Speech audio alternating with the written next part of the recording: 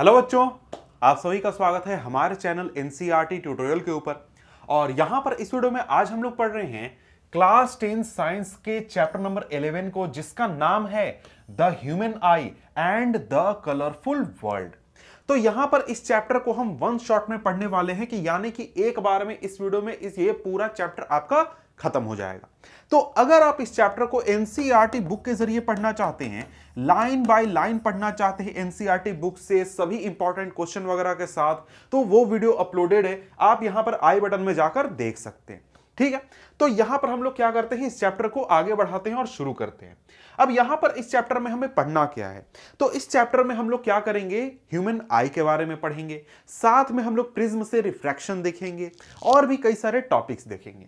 तो सबसे पहले हम लोग आ जाते हैं ह्यूमन आई के ऊपर, यानी कि जो इंसानी आंख होता है, आंखों को पढ़ लेते हैं। आंखों के स्ट्रक्चर, डिफरेंट पार्ट्स, फंक्शन, सभी चीजों को हम पढ़ लेते हैं। अब यहां पर आंखें क्या होती हैं आपको पता है। आंख क्या है, एक प्रकार का सेंसरी ऑर्गन है।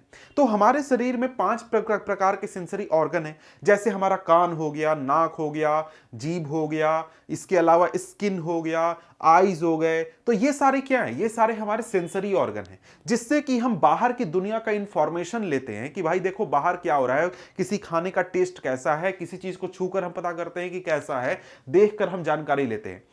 तो हमारे पास कई प्रकार के सेंसरी ऑर्गन हैं। उनमें से जो हमारा आई है वो हमारे लिए बहुत ही इंपॉर्टेंट है, क्योंकि आई हमें बहुत ज्यादा इंफॉर्मेशन दे देता है और बहुत आसानी से दे देता है। तो यहां पर हम लोग आई के बारे में पढ़ने वाले हैं और आई के स्ट्रक्चर, डिफरेंट पार्ट्स, उनके फंक्शन, सभी चीजों को पढ़ेंगे। अब यहां पर आई की बात करें तो आई जो है हमारा सबसे डेलिकेट सेंसरी ऑर्गन है और इसे काफी सेफ, काफी अच्छी तरीके से रखना होता है, क्योंकि ये बहुत जल्दी डैमेज हो सकता है। डिफरेंट जो अलग अलग सेंसरी ऑर्गन है उनमें सबसे डेलिकेट आई है। अब आई के स्ट्रक्चर को देखिए, तो ये आपका आई का स्ट्रक्चर है। इसमें डिफरेंट डिफरेंट पार्ट्स हैं, जो डिफरेंट पार्ट्स हैं इनको हमें पढ़ना है, इनके बारे में जानना है। तो यहां पर आइए बारी बारी से डिफरेंट पार्ट्स के नाम को देख लेते हैं, कहां वो लोकेटेड है ये समझ लेते हैं, और फिर आगे चलकर अलग अलग पार्ट के फंक्शन वगैरह को हम पढ़ेंगे। अब यहां पर आई की बात करें तो आई में जो सबसे आउटर लेयर होता है, जो आप यहां पे ये वाला हिस्सा देख रहे हैं, इसके ऊपर एक पतला सा प्रोटेक्टिव लेयर होता है, जिसको कि हम क्या कहते हैं, कॉर्निया कहते हैं। क्या कहते हैं, कॉर्निया। कॉर्निया हमारे आई का एक आउटर मोस्ट स्किन जैसा लेयर होता है, जो कि हमारे आई को प्रोटेक्ट करता है। इसके बाद यहां पर आ जाता है एक दूसरा लेयर, जो कि क्या है, आइरिस। आइरिस क्या है भाई, आइरिस ये जो कलर्ड पार्ट आई का होता है ना, इसी के बारे में हम बात कर रहे हैं। ये क्या है, ये हमारा आइरिस है। ठीक है, ये हमारा आइरिस हो गया। अब यहां पर आइरिस जो है, आइरिस के बीच में एक छेद होता है, एक होल होता है, जिसे हम क्या कहते हैं, प्यूपिल कहते हैं। तो हमारे आईज में जो ये सेंटर में ब्लैक वाला स्ट्रक्चर होता है, इससे क्या कहा जाता है, प्यूपिल कहा जाता है। अब ये प्यूपिल कुछ होता नहीं है, बल्कि वहां पर क्या होता है, एक छोटा सा छेद होता है, जिससे कि लाइट रेज हमारे आंखों के अंदर जाते हैं। कहां जाते हैं, अंदर जाते हैं, और हमारे आंख के अंदर इमेज फॉर्मेशन होता है, जिससे कि हमारा ब्रेन जो है वो चीजों को देख पाता है। अब यहां पर प्यूपिल भी हो गया, तो प्यूपिल के पहले और हमारे आइरिस के पहले और कॉर्निया के बाद बीच में ये जो स्ट्रक्चर देख रहे हैं आप, इस स्ट्रक्चर में एक लिक्विड भरा होता है, और ये स्ट्रक्चर हमारा, ये जो इलाका है, ये क्या कहलाता है, एक्वस ह्यूमर कहलाता है। ठीक है, इन सभी के पीछे, यानी प्यूपिल, आइरिस के पीछे हमारा एक लेंस होता है। तो पिछले चैप्टर में हमने लेंसेस के बारे में पढ़ा था, कन्वेक्स लेंस, कनकेव लेंस के बारे में पढ़ा था। तो यहां पर हमारे आई में क्या होता है, एक प्रकार का कन्वेक्स लेंस होता है, और ये एक प्रकार का क्रिस्टलाइन लेंस होता है। तो इन सभी पार्ट्स के बारे में हम आगे डिटेल में पढ़ने वाले हैं, लेकिन शॉर्ट में यहां पर नाम जान लीजिए, डिफरेंट पार्ट्स के नाम जान लीजिए।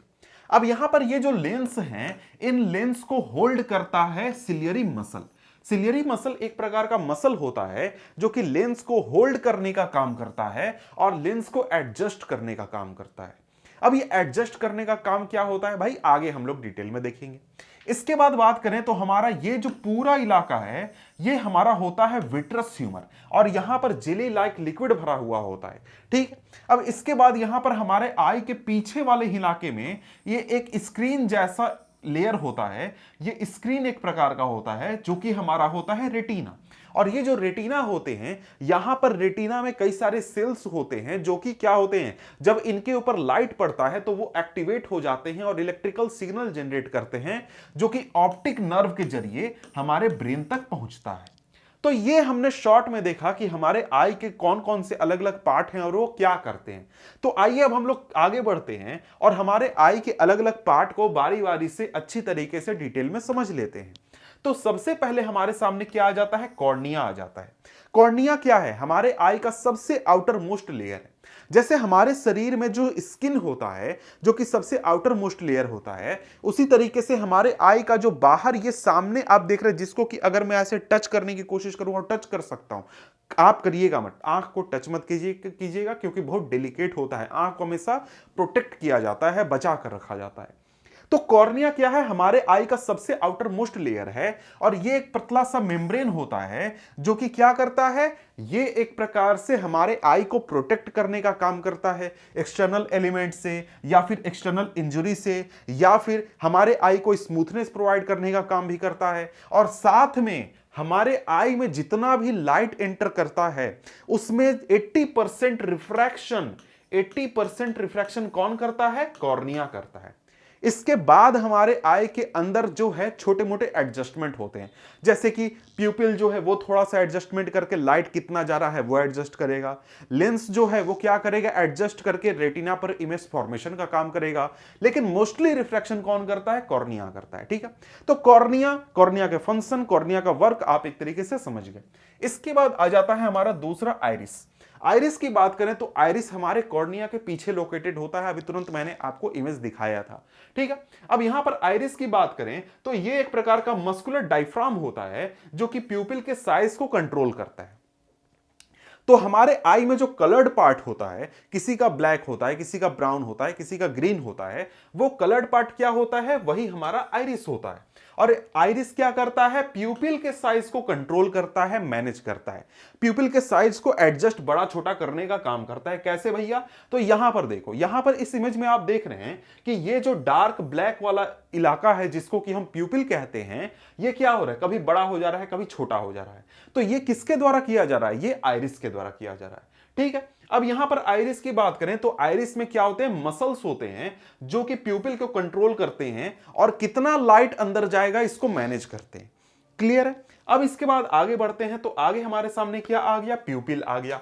प्यूपिल की बात करें तो प्यूपिल क्या है, एक प्रकार का होल है, छिद्र है, जिसके थ्रू हमारे आईज के अंदर लाइट रेस पहुंचते हैं।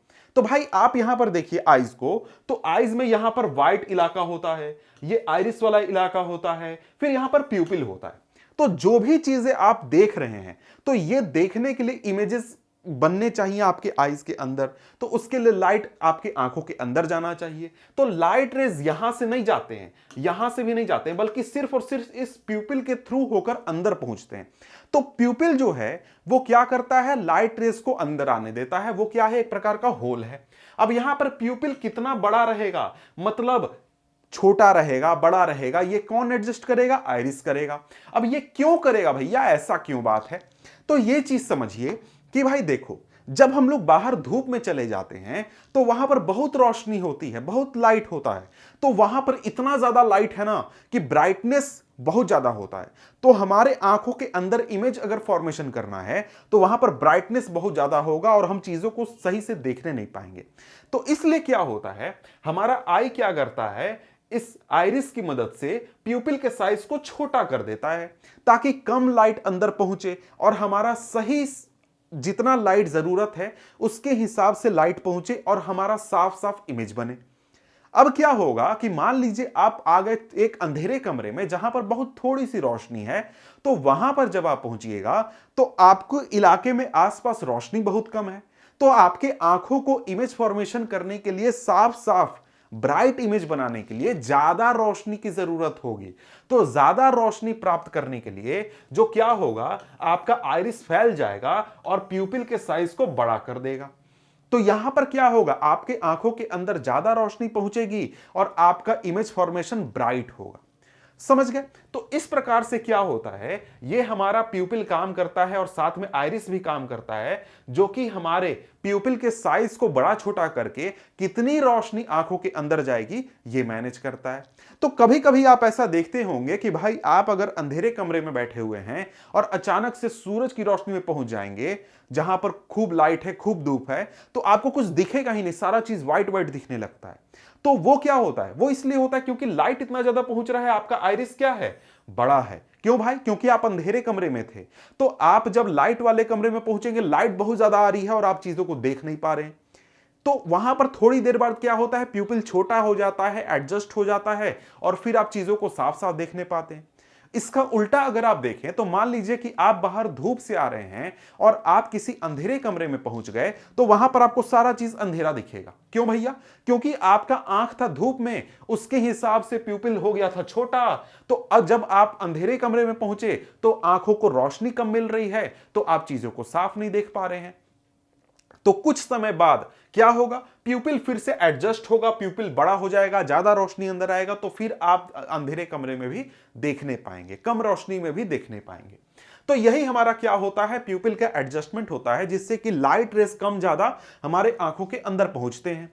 अब यहां पर फंक्शन क्या है, फंक्शन यही है कि भैया देखो यहां पर लाइट कितना अंदर जाएगा यही मैनेज करता है। वर्क कैसे करता है, आइरिस जब श्रिंक करता है प्यूपिल का साइज डिक्रीज कर जाता है और जितना लाइट अंदर जा रहा है वो कम हो जाएगा, और जब आइरिस एक्सपैंड करेगा प्यूपिल का साइज भी बढ़ जाएगा और लाइट जितना आंखों के अंदर जा रहा है वो भी बढ़ जाएगा।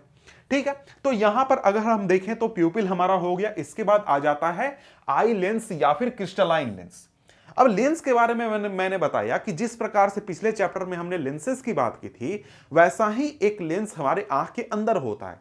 ये लेंस किस प्रकार का होता है, तो आप साइज देखकर बताओ यहां पर ये लेंस किस प्रकार का है। तो ये लेंस होता है कन्वेक्स लेंस। कैसा लेंस होता है, कन्वेक्स लेंस होता है।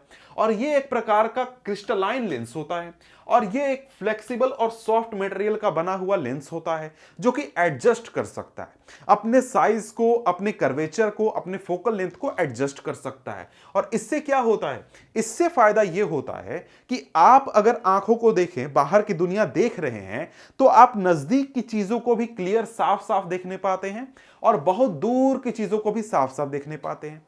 अब बोलिए सर इसमें बड़ी क्या बात है, इसमें बड़ी बात यह है कि आपने पिछले चैप्टर में पढ़ा था कि मान लीजिए हम लोग अगर देखें तो हमारा अगर बड़ा फोकल लेंथ वाला लेंस होगा तो उसकी मदद से हम क्या कर सकते हैं, उसकी मदद से हम दूर की चीजों को देख पाते हैं आसानी से। लेकिन वही एक लेंस होगा जिसका फोकल लेंथ छोटा है, तो वहां पर क्या होगा, वहां पर हम नजदीक की चीजों को आसानी से देखने पाते हैं। तो यहां पर इस चीज का फायदा हमें यह मिलता है कि हमारा लेंस जो है वो कर्वेचर अपना बदल कर फोकल लेंथ को बड़ा छोटा कर सकता है, जिससे क्या होता है, हम नजदीक की चीजों को भी फोकस कर पाते हैं और बहुत दूर की चीजों को भी फोकस करने पाते हैं। तो यह हमारे आंखों के लेंस का एक बहुत अच्छा फायदा है। ठीक है, यहां पर क्या है कि भैया लेंस जो है वो अपना शेप चेंज कर सकता है। अब यहां पर आप बोलेंगे कि सर कैसे चेंज कर सकता है, तो यहां पर मैं जरा सा आपको ये इमेज दिखाता हूं कि यहां पर देखिए, यहां पर क्या हो रहा है, ये सिलियरी मसल्स हैं जो कि लेंस को होल्ड करते हैं और एडजस्टमेंट में मदद करते हैं, ये लेंस को खींचते हैं। तो जब इस पोजीशन में, खींचे हुए पोजीशन में होते हैं, तो क्या होता है, लेंस का फोकल लेंथ बड़ा हो जाता है और वो दूर की चीजों पर फोकस करने पाता है। और ये जब सिलियरी मसल कॉन्ट्रैक्ट करते हैं तो लेंस का फोकल लेंथ छोटा हो जाता है और हम नजदीक की चीजों को साफ साफ देखने पाते हैं। तो इस प्रकार से लेंस जो है आपका साइज चेंज करते रहता है, जिससे कि आप नजदीक दूर सभी जगहों की चीजों को एडजस्ट या फिर फोकस करने पाते हैं। ठीक है, तो यहां पर अगर हम लोग आगे बढ़ें तो आगे हमारे सामने क्या है, ये तो आप समझ गए आई लेंस के बारे में। और एक और चीज कि भाई आई लेंस से जो हमारा इमेज बनता है वो कहां बनता है, वो हमारा रेटिना पर बनता है। और साथ में ये इमेज रियल और इन्वर्टेड इमेज होता है। रियल और इन्वर्टेड इमेज का मतलब क्या है आपको पता होगा, आपने पिछले चैप्टर में पढ़ा है। ठीक है, अब इसके बाद आते हैं हम लोग अगले टॉपिक, अगला पार्ट जो कि है सिलियरी मसल। सिलियरी मसल क्या करता है, सिलियरी मसल की अगर हम लोग बात करें तो यहां पर देखिए हमारा लेंस जो है उसको होल्ड कौन करता है, सिलियरी मसल करता है। सिलियरी मसल जो है वो लेंस को होल्ड करने का काम करता है।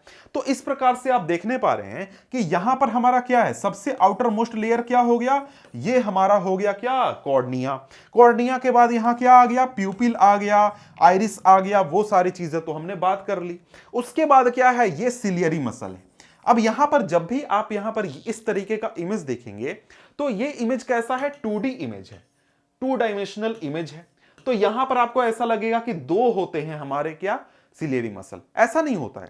होता कैसा है? इस प्रकार का, मतलब कि हमारे आंखों के आइरिस के चारों तरफ क्या होता है? सिलियरी मसल होता है, जो कि चारों तरफ से लेंस को होल्ड करके रखता है और वो लेंस को इस प्रकार से चारों तरफ से खींचता है और चारों तरफ से कॉन्ट्रैक्ट करता है। ठीक है, अब ये सिलियरी मसल काम कैसे करता है, ये जरा सा हम लोग क्या कर लेते हैं, समझ लेते हैं। अब यहां पर सिलियरी मसल है कि देखिए, सिलियरी मसल दो पोजीशन में होता है। दो पोजीशन की हम बात करें, लेकिन वो एडजस्ट किसी भी पोजीशन में कर सकते हैं। तो क्या होता है, जब जब लेंस सिलियरी मसल एकदम रिलैक्स रहता है, एकदम रिलैक्स चिल्ड, कोई टेंशन नहीं है, तो क्या होगा, इस पोजीशन में रहेगा। इस पोजीशन में मतलब कि सिलियरी मसल अपना जगह पर आकर बैठ गया है और सिलियरी मसल से जुड़ा हुआ होता है सस्पेंसरी लिगामेंट, और ये सस्पेंसरी लिगामेंट आपके लेंस से जुड़ा हुआ होता है। तो जब सिलियरी मसल रिलैक्स करता है तो ये सस्पेंसरी लिगामेंट जो है वो टाइट खींचा जाता है, जिससे क्या होता है, हमारा लेंस जो है वो इस प्रकार से पतला हो जाता है, मतलब कि इसका फोकल लेंथ ज्यादा हो गया और हम दूर की चीजों पर फोकस करने पाते हैं। लेकिन क्या हुआ कि हमको नजदीक की चीजों पर फोकस करनी है।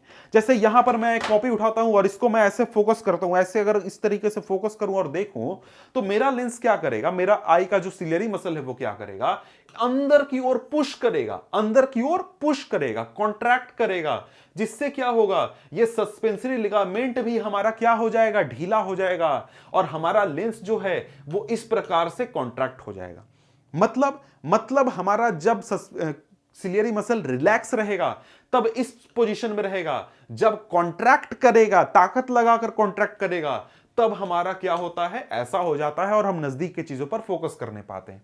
तो यहां पर हम समझ गए सिलियरी मसल कैसे काम करता है। सिलियरी मसल का फंक्शन क्या है, ये लेंस के साइज को कंट्रोल करता है या फिर एडजस्ट करता है, ये भी हम कह सकते हैं। अब यहां पर आगे बढ़े तो आगे हमारे सामने क्या है, यहीं पर आप देख सकते हैं, ये हमारे सामने सिलियरी मसल है। सिलियरी मसल यहां पर आप देख रहे हैं, ये जो रेड वाला स्ट्रक्चर है यही हमारा सिलियरी मसल है। तो सिलियरी मसल को अगर आप देखें तो यहां पर जब इस तरफ यहां तक ये आ रहा है, मतलब पीछे की ओर आ रहा है, तो ये क्या है, अपना नॉर्मल पोजीशन में। लेकिन जब ये आगे की ओर पुश कर रहा है और ये हमारा लेंस ऐसे फैल जा रहा है, तो ये क्या है, ताकत लगाकर अंदर की ओर दोनों तरफ से पुश कर रहा है। समझ गए कैसा पोजीशन होता है, कैसे ये काम करता है। अब इसके बाद अगर हम लोग आगे बढ़ें तो आगे हमारे सामने आई के दो पार्ट्स हैं, विट्रस ह्यूमर और साथ में एक्वस ह्यूमर। विट्रस ह्यूमर की बात करें तो विट्रस ह्यूमर ये पूरा इलाका है जो कि आई का आप देख रहे हैं कि बिल्कुल खाली सा इलाका आपको लग रहा है ना, ये आपका विट्रस ह्यूमर है। और यहां पर जेली लाइक सब्सटेंस भरा हुआ होता है जो कि पूरे आई बॉल के पूरे आई के शेप को बनाकर रखता है। ठीक है, और यहां पर इसके अलावा इसका वर्क क्या है, इसका वर्क है आई बॉल के शेप को बनाकर रखना और इसके थ्रू पास करता है लाइट रे, तो रिफ्लेक्शन वगैरह भी यहां से होता है। ठीक है, इसके अलावा है एक्वस ह्यूमर। एक्वस ह्यूमर मैंने कहा था कि आई के फ्रंट में जो हमारा ये शेप होता है, जो कि हमारा कॉर्निया थोड़ा फुला हुआ होता है आई के आसपास के इलाकों से, तो ये जो इलाका है यहां पर हमारा होता है एक्वस ह्यूमर। एक्वस ह्यूमर क्या करता है, एक्वस ह्यूमर में आपको एक लिक्विड जैसा सब्सटेंस हमेशा बनते रहता है जो कि आई को नरिशमेंट प्रोवाइड करता है, आई को एक तरीके से साफ सुथरा रखने में मदद करता है और साथ में इसको मतलब जो कॉर्निया वाला पार्ट है सामने फ्रंट वाला जो आप देख रहे हैं, इसको थोड़ा सा फुला कर रखता है। ठीक है, इसके बाद अगर हम लोग आगे बात करें तो आगे हमारे सामने क्या है, रेटिना। रेटिना की बात करें तो रेटिना क्या है, एक प्रकार का स्क्रीन है हमारे आंखों का। तो क्या होता है कि हमारे आई के जो फ्रंट वाले सारे पार्ट्स हैं, यानी कि यहां पर जो हम देख रहे हैं कि जो हमारा ये प्यूपिल है, जो लेंस है, जो सिलियरी मसल है या फिर जो आइरिस है, कॉर्निया है, ये सारे क्या करते हैं, ये सारे लाइट को एडजस्ट करते हैं कि भाई कहां कैसे एडजस्ट करें कि हमारा रेटिना पर साफ सुथरा अच्छा इमेज बन जाए। ठीक है, लेकिन यहां पर इमेज फॉर्मेशन कहां होता है, रेटिना पर होता है। अब ये रेटिना क्या है, एक प्रकार का स्क्रीन है और रेटिना में क्या होते हैं, हमारे सेल्स होते हैं।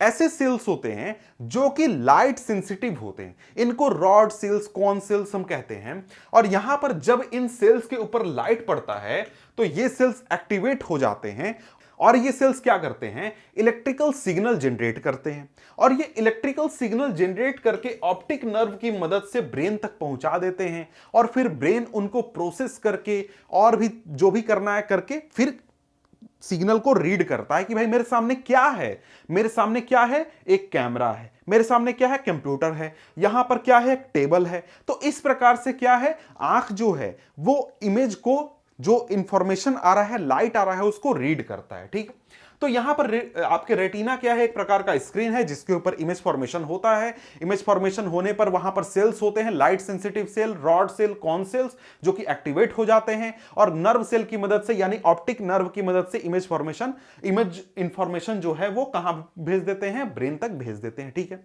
अब यहां पर इमेज कैसा बनता है भैया, ये भी क्वेश्चन बनता है। तो इमेज रियल और इन्वर्टेड इमेज फॉर्मेशन होता है रेटिना के ऊपर। तो वर्क क्या है, वर्क है कि ये हमारा स्क्रीन के जैसा काम करता है। यहां पर सेल्स जो होते हैं लाइट सेंसिटिव होते हैं, ये एक तरीके से क्या कर सकते हैं, जो हमारा इंफॉर्मेशन आ रहा है उसको ब्रेन तक भेजते हैं। ठीक है, अब यहां पर आगे बढ़े तो आगे हमारे सामने क्या है, आगे हमारे सामने है ऑप्टिक नर्व। ऑप्टिक नर्व एक प्रकार का क्या है, नर्व सेल का पूरा सिस्टम है। अब ये क्या करता है, ये हमारे आंखों से जो भी इंफॉर्मेशन है उसको ब्रेन तक पहुंचाता है और ब्रेन क्या करता है, उस इंफॉर्मेशन को रीड करता है। अब यहां पर इसका फंक्शन यही है कि ये transmit the image formed on the retina to the brain through sensations. ठीक है, तो उससे क्या होता है, हमारा ब्रेन सिग्नल रीड करता है, प्रोसेस करता है इमेज की, भाई सामने क्या है, क्या हो रहा है, क्या नहीं हो रहा है, और हम चीजों को देखने पाते हैं। तो यहां पर क्या हुआ, हमारे आई के जो डिफरेंट पार्ट्स थे, उनके फंक्शन थे, सभी चीजों को हमने देख लिया। अब इसके बाद आगे बढ़े तो आगे यहां पर एक शॉर्ट टॉपिक है कि हम देखने कैसे पाते हैं। तो यहां पर मैं इसको शॉर्ट में बताता हूं कि सामने देखिए, हमारे आंखों के सामने कुछ भी हो रहा है तो क्या हो रहा है, एक प्रकार का लाइट हो रहा है। भाई लाइट है तभी तो हम देखने पाते हैं, अंधेरे में तो हम देखने नहीं पाते। तो लाइट जब भी हमारा आसपास होता है तो लाइट हमारे आंखों के अंदर पहुंचता है। आंखों के अंदर कैसे पहुंचता है, सबसे पहले भैया कॉर्निया है, कॉर्निया से होकर गुजरा, फिर हमारा आइरिस और प्यूपिल ने एडजस्ट करके कितना लाइट अंदर चाहिए उतना लाइट अंदर भेजा। लेंस ने क्या किया, एडजस्टमेंट किया ताकि हमारा इमेज कहां बने, इमेज हमारे रेटिना पर बने। रेटिना पर इमेज बना मतलब कि रेटिना पर लाइट आया, तो ये जो लाइट है उससे क्या हुआ, हमारे यहां पर जो रॉड और कोन सेल्स हैं वो एक्टिवेट हुए, सिग्नल जनरेट किए और उसको भेज दिए ब्रेन तक। ब्रेन ने प्रोसेसिंग किया और चीजों को देख लिया। तो इस प्रकार से हमारा आई जो है वो काम करता है। अब यहां पर टॉपिक है हमारा पावर ऑफ एकोमोडेशन। मतलब कि देखिए यहां पर वही चीज लेंस की बात की गई है कि भैया देखो जो लेंस है वो क्या करता है, एडजस्ट कर सकता है, एकोमोडेट कर सकता है कि भाई दूर की चीज देखें या नजदीक की चीज देखें, हम आसानी से उसको साफ साफ क्लियरली देखने पाते हैं।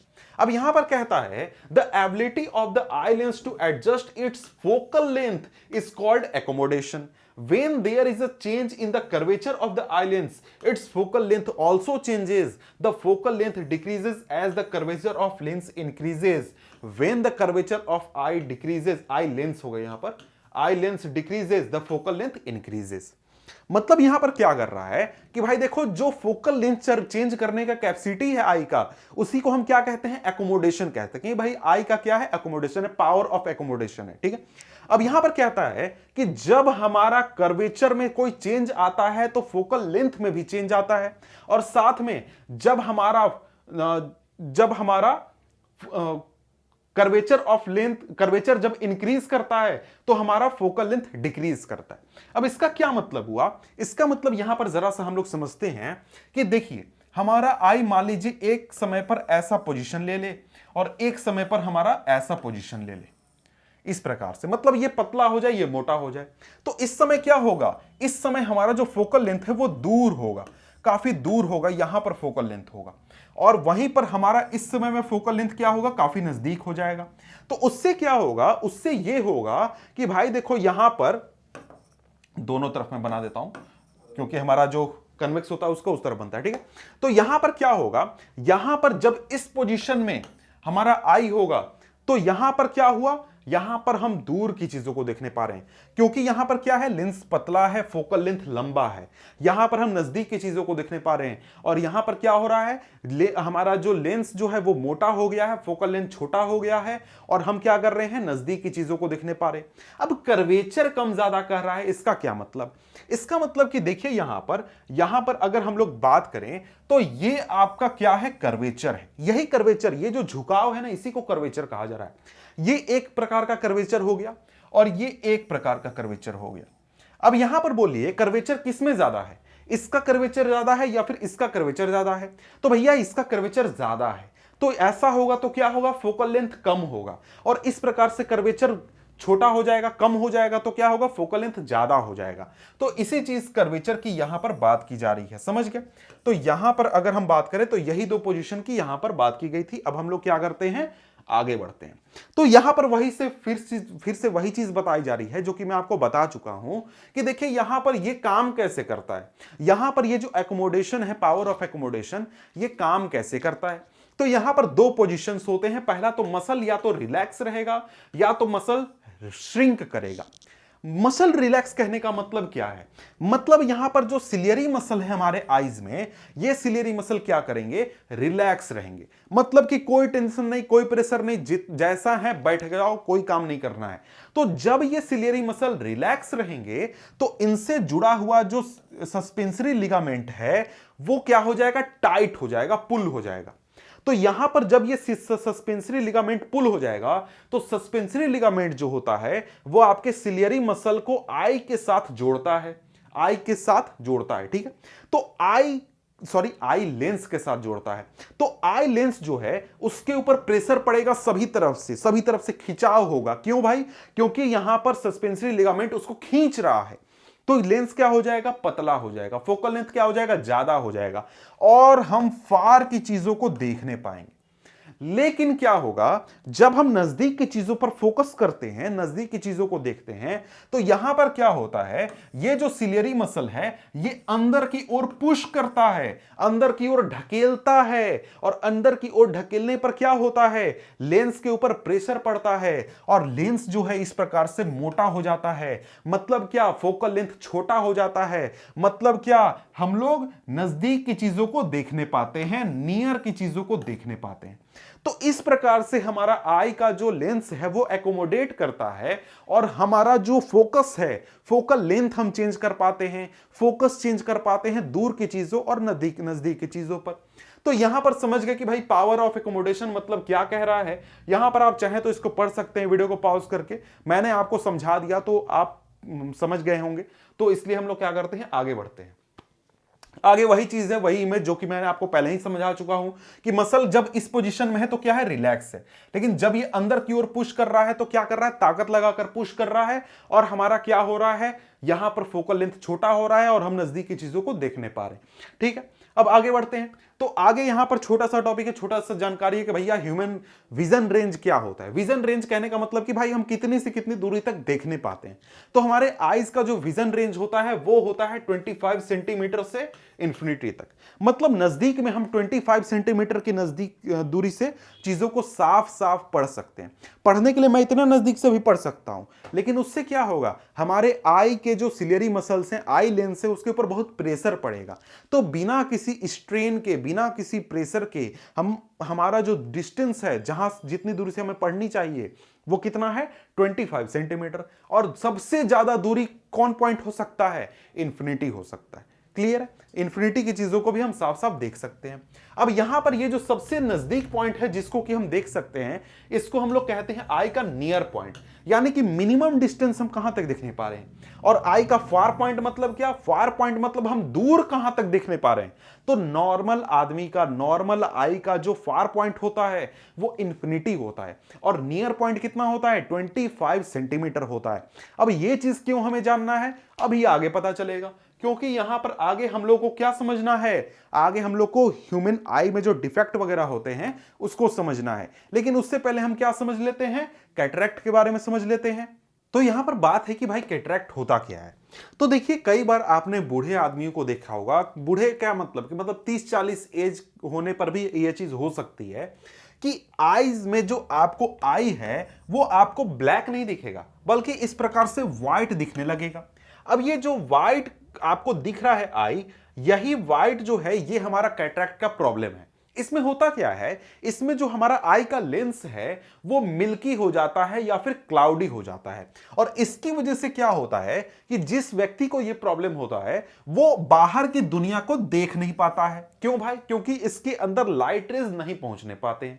अब यहां पर यह प्रॉब्लम हो सकता है कि किसी व्यक्ति को एक आंख में हो, किसी व्यक्ति को दोनों आंख में हो, साथ में किसी व्यक्ति को थोड़ा धुंधला दिखे या फिर किसी व्यक्ति को कुछ भी ना दिखे। तो कई प्रकार के आपको स्केल हो सकते हैं इस प्रॉब्लम के।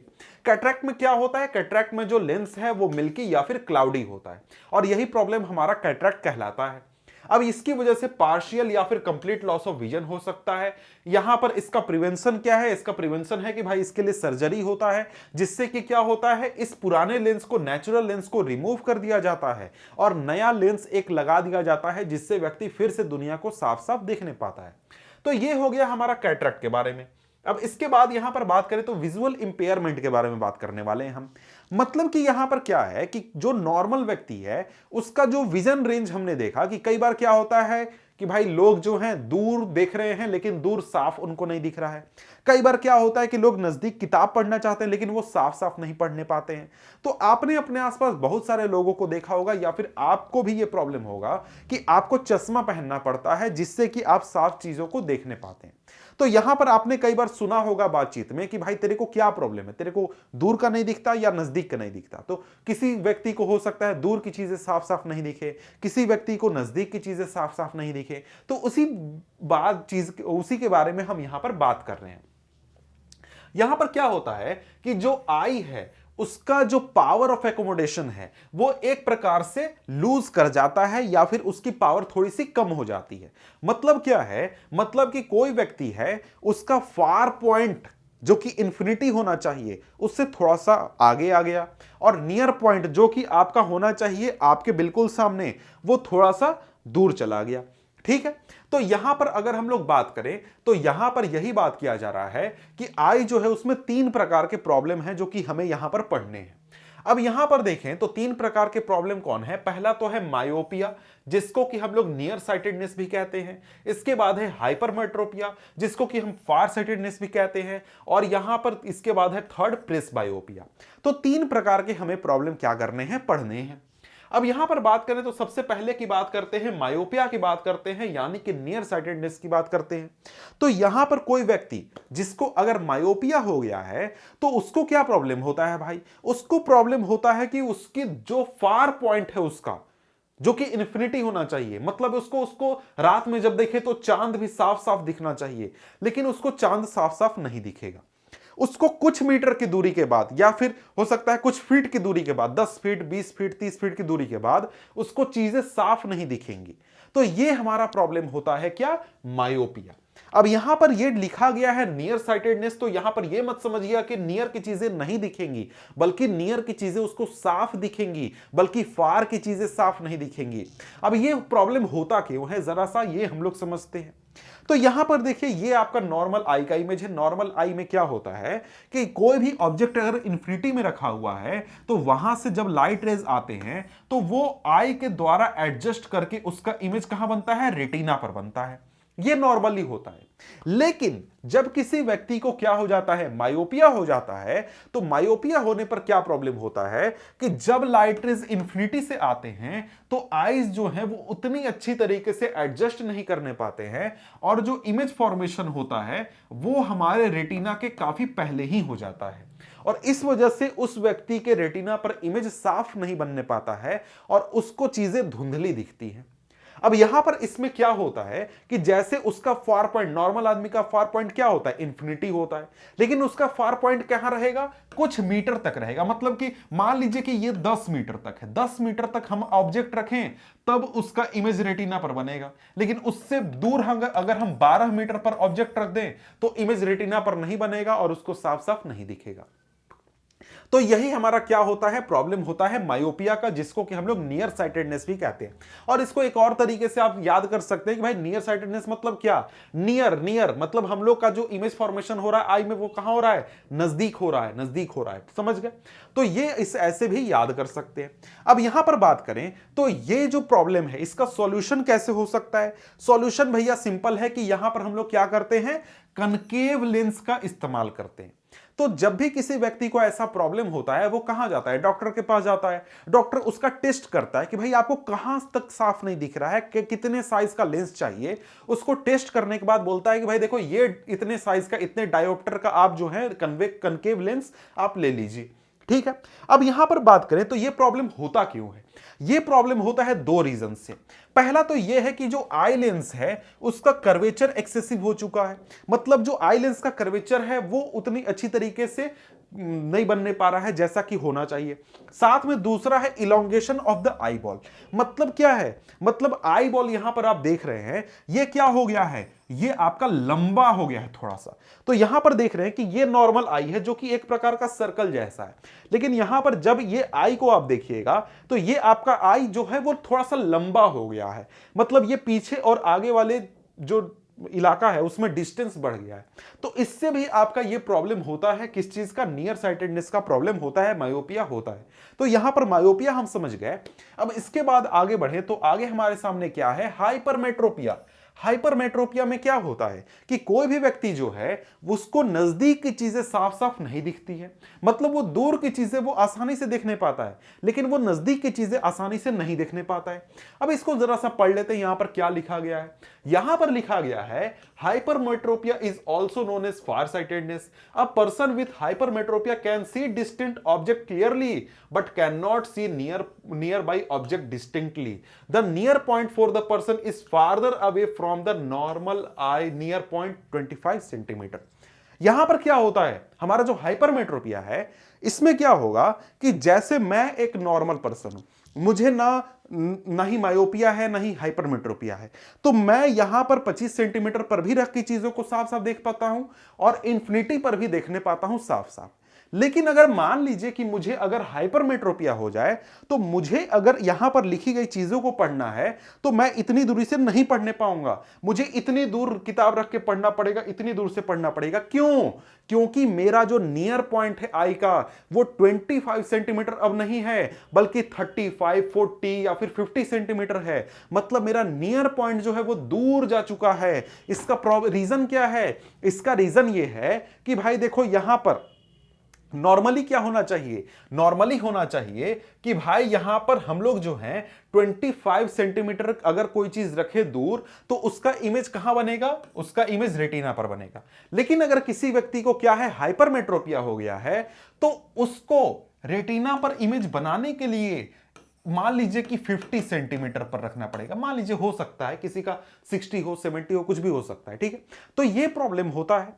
अब अगर वो व्यक्ति 25 सेंटीमीटर पर रखकर अगर कुछ पढ़ने की कोशिश करे तो उसका इमेज कहां बनेगा, उसका इमेज रेटिना से पीछे बनेगा। मतलब कि रेटिना पर साफ क्लियर इमेज नहीं बनेगा जिससे उसको चीजें साफ नहीं दिखेंगी। तो यहां पर ये जो प्रॉब्लम होता है इसका रीजन क्या होता है? इसका रीजन होता है कि जो फोकल लेंथ है आई लेंस का वो काफी ज्यादा हो चुका है, साथ में आई बॉल जो है वो स्मॉल हो चुका है। मतलब हमने जैसे देखा था कि पिछले सेक्शन में कि जो मायोपिया होता है वहां पर आई बॉल लंबा हो जाता है, लेकिन यहां पर आई बॉल क्या होगा, छोटा हो जाएगा, तब भी ये प्रॉब्लम होगा। साथ में जो फोकल लेंथ है आई का वो काफी ज्यादा हो चुका है, उससे भी ये प्रॉब्लम होगा। तो इसका करेक्शन क्या है? इसका करेक्शन है कि हम लोग क्या करते हैं, कन्वेक्स लेंस का इस्तेमाल करते हैं। तो भाई कन्वेक्स लेंस का साइज अलग अलग व्यक्तियों के लिए अलग अलग होता है। तो अगर किसी को यह प्रॉब्लम होता है तो क्या करता है, वो डॉक्टर के पास जाता है, डॉक्टर उसको टेस्ट करता है, टेस्ट करने के बाद बोलता है कि भाई आपने इतने डायोप्टर का आप जाके लेंस ले लीजिए। तो इस प्रकार से इस प्रॉब्लम को भी सॉल्व किया जाता है। अब इसके बाद आगे बढ़े तो आगे हमारे सामने क्या है, प्रेस बायोपिया। अब प्रेस बायोपिया जो है वो आपका थोड़ा सा अलग प्रॉब्लम है।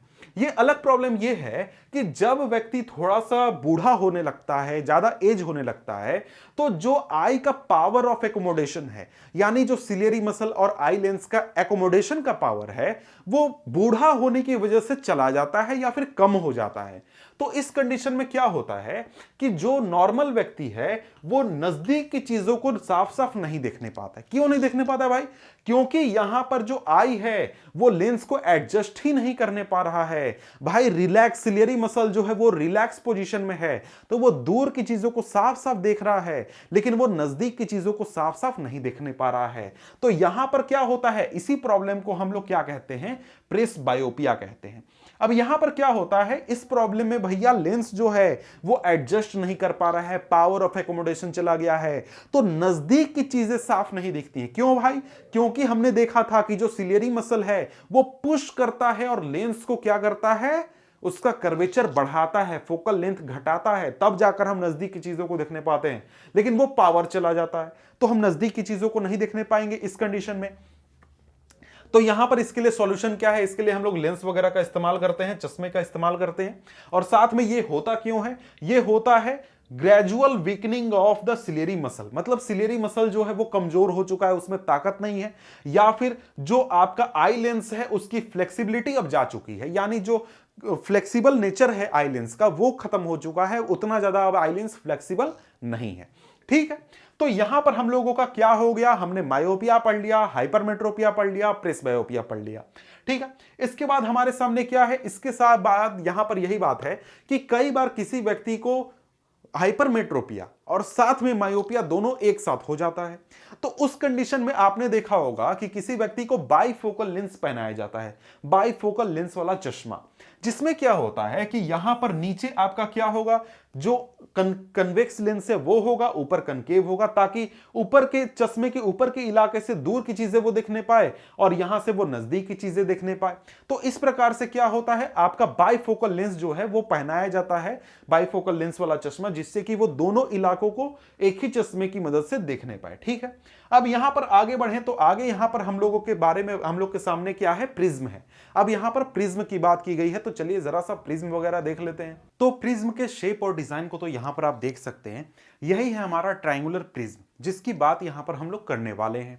अब यहां पर ट्रायंगुलर प्रिज्म की बात करें तो उसका शेप कैसा होता है, तो ये आप मेरे हाथ में प्रिज्म देख रहे हैं जो है ट्रायंगुलर प्रिज्म। अब इसमें क्या होता है, तीन आपके रेक्टेंगुलर सरफेस होते हैं जो एक दूसरे के बगल में होते हैं, और दो ट्रायंगुलर सरफेस होते हैं जो कि एक दूसरे के सामने होते हैं। तो ये प्रिज्म है, यहां पर आप इसको देख सकते हैं अच्छी तरीके से, यही प्रिज्म है आपका। ठीक है, और इसी की हम लोग बात करने वाले हैं। अब यहां पर ट्रायंगुलर प्रिज्म में क्या होता है, तो इससे हम लोग क्या करते हैं, रिफ्रैक्शन कराते हैं, जैसा कि हमने ग्लास स्लैब से कराया था, और साथ में व्हाइट लाइट का डिस्पर्सन कराते हैं। तो यही सारी चीजें क्या करनी है, हमें प्रिज्म से समझनी है। तो प्रिज्म के बारे में समझ गए कि भाई प्रिज्म क्या होता है। तो सबसे पहले हमारा क्या आ जाता है, refraction of light by prism, यानी कि जिस तरीके से हमने ग्लास स्लैब में, पिछले चैप्टर में हमने ग्लास स्लैब में रिफ्रैक्शन कराया था, वैसा ही हमें रिफ्रैक्शन कराना है प्रिज्म के साथ। लेकिन यहां पर हमारा जो ग्लास स्लैब में इफेक्ट मिला था उससे काफी अलग हमें इफेक्ट मिलेगा। तो सबसे पहले हम लोग क्या कर लेते हैं, सबसे पहले हमारा ये जो है, ये हमारा एक प्रकार का ग्लास स्लैब है, तो इसके ऊपर हम लोग सबसे पहले रिफ्रैक्शन कराते हैं, उसके बाद ग्लास स्लैब पर रिफ्रैक्शन कराते हैं, फिर क्या करते हैं, आगे बढ़ते हैं।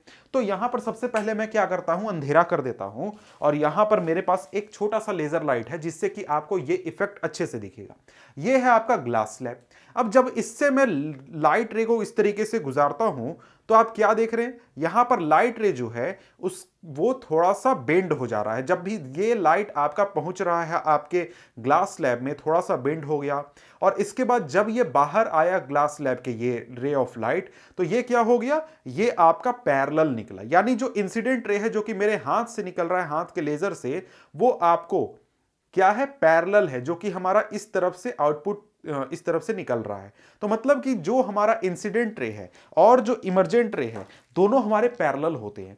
लेकिन यहां पर जब मैं प्रिज्म अपने हाथ में लेता हूं और प्रिज्म के जरिए जब मैं इस प्रकार से लाइट को पास कराता हूं, तो यहां पर क्या हो रहा है, यहां पर अगर आपको साफ साफ दिख रहा है, तो यहां पर जैसे कि आप देख सकते हैं कि इस तरफ से जो मेरा लाइट आ रहा है, इस तरफ से लेजर से जो लाइट दे रहा हूं, वो कहां आ रहा है, वो मेरे इस तरफ आ जा रहा है, इस तरफ।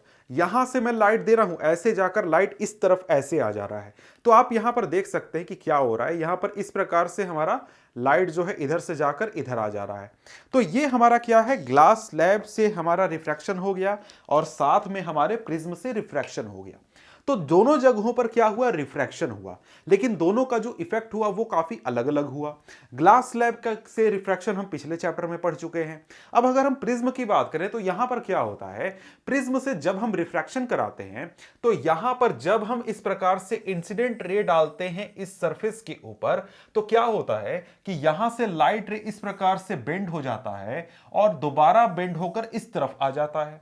तो यहां पर आपने क्या देखा कि जब भी मैं यहां से लाइट रे दे रहा था इस प्रिज्म के ऊपर, तो लाइट इस तरफ से गया, यहां पर इस साइड में टकराया, इस तरफ बेंड हुआ, यहां से आया और यहां से बेंड होकर इस तरफ नीचे आ गया। तो इस प्रकार से क्या हुआ, हमारा रिफ्रैक्शन हुआ। ठीक है, अब यहां पर इस रिफ्रैक्शन के पूरे प्रैक्टिकल को आप एक तरीके से याद कर सकते हैं, समझ सकते हैं, पढ़ सकते हैं कि भाई यहां पर ये जो रे ऑफ लाइट है, जो कि मान लीजिए कि एक लेजर से निकल रहा है, ये आपका क्या है, ये आपका है इंसिडेंट रे। ठीक है, अब यहां पर क्या हुआ, पहला रिफ्रैक्शन हुआ, तो यहां पर रिफ्रैक्ट होने के बाद जो रे ऑफ लाइट निकला ये क्या हुआ, रिफ्रैक्टेड रे हो गया। और यहां पर ये हमारा क्या हो गया, इमर्जेंट रे भी कह सकते हैं, आउटपुट रे भी कह सकते हैं, कई जगहों पर कई किताबों में मैंने आउटपुट रे भी देखा है। ठीक है, अब यहां पर एंगल ए बी और सी जो है ये क्या है, ये आपका प्रिज्म एंगल, इसको हम क्या कहते हैं, प्रिज्म एंगल कहते हैं। अब एंगल डी हमारा एंगल ऑफ डेविएशन है, मतलब कि यहां पर हमारा जो इंसिडेंट रे है और ये जो हमारा इमर्जेंट रे है, इनके बीच में कितना एंगल हुआ, मतलब कि जो ये लाइट रे हमने लेजर से दिया या फिर कोई भी पॉइंट सोर्स से दिया, वो किस प्रकार से कितना एंगल पर बेंड हो रहा है, ये हमारा होता है एंगल ऑफ डेविएशन। तो इसको हम नापते कैसे, तो ये हम इमर्जेंट रे को जब हम आगे इस प्रकार से निकालेंगे, और सॉरी ये हम इंसिडेंट रे को जब आगे बढ़ा देंगे, इमर्जेंट रे के सीधे में लाइन पीछे खींचेंगे, तो इन दोनों के बीच में जो एंगल बनेगा वो हमारा क्या होगा, एंगल डी हमारा क्या नहीं, एंगल ऑफ डेविएशन। ठीक है, अब यहां पर एंगल आई आपको पता है कि क्या है, एंगल ऑफ इंसिडेंस है, एंगल आर हमारा क्या है, एंगल ऑफ रिफ्रैक्शन है, एंगल ई क्या है, एंगल ऑफ इमर्जेंस है, यहां पर गलती से आउटपुट लिखा हुआ है, एंगल ऑफ इमर्जेंस है। ठीक है, अब यहां पर यही चीज आपको शब्दों में लिखा गया है, आप चाहें तो इसको पढ़ सकते हैं, मैं थोड़ा सा साइड हो जाता हूं, नहीं तो आगे बढ़ते हैं, वही चीज है जो कि मैंने आपको समझाया। अब इसके बाद आगे बढ़े तो आगे हमारे सामने टॉपिक क्या है, टॉपिक है dispersion of white light through prism, यानी कि प्रिज्म की मदद से हम लोग क्या करेंगे, व्हाइट लाइट को डिस्पर्स करेंगे। तो सबसे पहले यहां पर समझना है कि भाई यहां पर व्हाइट लाइट कह रहा है, व्हाइट लाइट का मतलब क्या होता है। व्हाइट लाइट को अगर सिंपली आपको समझना है तो सिंपली आपका मतलब हो गया सनलाइट, जो कि आपके सूर्य से रोशनी आती है, उसको हम व्हाइट लाइट कहते हैं। क्यों व्हाइट लाइट कहते हैं, क्योंकि जो हमारा सूर्य होता है उसमें उसकी जो रोशनी होती है उसमें ये 7 रंग पाए जाते हैं। तो सिंपल भाषा में समझिए कि जिस भी लाइट में ये 7 रंग होंगे वो हमारा व्हाइट लाइट होगा।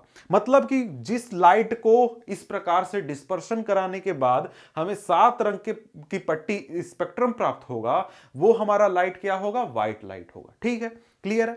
अब यहां पर बात करें तो यहां पर कहता है कि जब हम व्हाइट लाइट को पास करते हैं प्रिज्म से, तो जो व्हाइट लाइट है वो अपने कंस्टिट्यूएंट कलर्स में टूट जाता है, बिखर जाता है, और इसी को हम क्या कहते हैं, डिस्पर्सन कहते हैं। ठीक है, डिस्पर्सन क्या है, डिस्पर्सन है कि जब हम प्रिज्म से व्हाइट लाइट गुजारते हैं तो ये व्हाइट लाइट अपने 7 कंस्टिट्यूएंट कलर्स में टूट जाता है, और यही प्रोसेस हमारा क्या कहलाता है, डिस्पर्सन कहलाता है।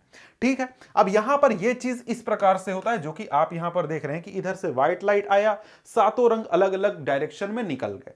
अब यहां पर मेन मुद्दा यह है जो कि हमें समझना है कि यह आखिर डिस्पर्सन होता क्यों है, कैसे होता है। तो यहां पर उसके पहले यहां पर एक चीज, यही चीज कहा जा रहा है, इसी को थोड़ा सा एक्सप्लेन किया गया है, मतलब जो मैंने कहा वो नहीं, मतलब ये प्रोसेस। तो यहां पर कहता है कि जब भी फाइन बीम, व्हाइट लाइट के फाइन बीम को हम प्रिज्म से पास करते हैं, एक कलर्ड स्ट्रिप ऑफ लाइट हमें प्राप्त मिलता है स्क्रीन पर, जो कि हम प्रिज्म के सामने रखते हैं। वहां पर हमें क्या मिलता है, स्ट्रिप ऑफ लाइट मिलता है, और ये कलर्ड स्ट्रिप जो है इसको हम स्पेक्ट्रम ऑफ लाइट कहते हैं। और इस स्पेक्ट्रम में अपर एंड रेड होता है, लोअर एंड पर्पल होता है, और इसके बीच में क्या होते हैं, blue, sky, green, purple, yellow, sorry purple, lower and purple नहीं होगा, ये आपका मेरे ख्याल से वायलेट होगा, हाँ वायलेट है। ठीक है, ये पर्पल पता नहीं बीच में कहां से आ गया, पर्पल गलत लिखा हुआ है। ठीक है, समझ गए। तो यहां पर ये सारी पट्टियां होती हैं। अब यहां पर सबसे बड़ा सवाल, जो कि मेन सवाल है कि भाई ये चीज होता क्यों है, ये ऐसा होता क्यों है। तो उसका रीजन है कि देखिए जो ये 7 रंग हैं जो कि आपके विबग्योर में प्रेजेंट होते हैं, यानी कि व्हाइट लाइट में जो 7 रंग होते हैं उनको हम शॉर्ट टर्म में क्या कहते हैं, विबग्योर भी कहते हैं। VIBGYOR, violet, indigo, blue, green, yellow, orange, red. ठीक है, अब ये जो वेवग्योर होते हैं इनमें जो 7 रंग होते हैं इनका जो वेवलेंथ होता है कलर का, लाइट का जो वेवलेंथ होता है वो अलग अलग होता है। रेड का वेवलेंथ आप देख रहे हैं कि काफी लंबा है, लेकिन अगर हम वही वायलेट का देखें तो वायलेट का काफी छोटा है। मतलब कि वेवलेंथ, छोटा वेवलेंथ का ये वायलेट, ब्लू, ग्रीन छोटे वेवलेंथ के हैं, वही रेड जो है वो बहुत बड़ा वेवलेंथ का है। तो यहां पर क्या होता है कि जब भी ये रिफ्रैक्शन होता है प्रिज्म के जरिए, तो यहां पर रिफ्रैक्शन होने की वजह से जो एंगल ऑफ रिफ्रैक्शन होता है ये 7 रंग का अलग अलग होता है। तो यहां से क्या हुआ, रिफ्रैक्शन की वजह से ये 7 रंग जो है अलग अलग डायरेक्शन में चले गए, एंगल ऑफ रिफ्रैक्शन अलग अलग होने की वजह से यहां पर हुआ। फिर से यहां पर भी वही हुआ, यहां से भी जो एंगल ऑफ ये रिफ्रैक्शन हुआ वो फिर से ज्यादा हो गया, अलग अलग हो गया।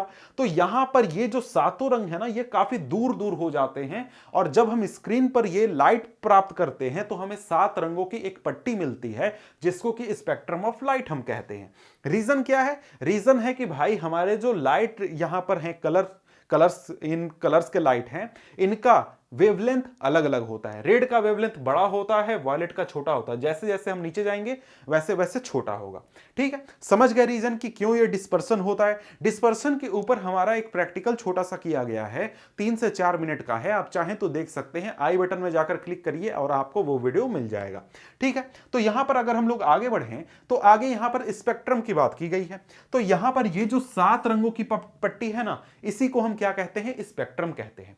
तो यहां पर वही बात फिर से लिखी गई है, when white light is passed through a glass prism it splits into its spectrum of colors in order violet, indigo, blue, green, yellow, orange and red, and this process of white light splitting into its constituent colors is called dispersion. Dispersion क्या होता है आपको समझ में आ गया।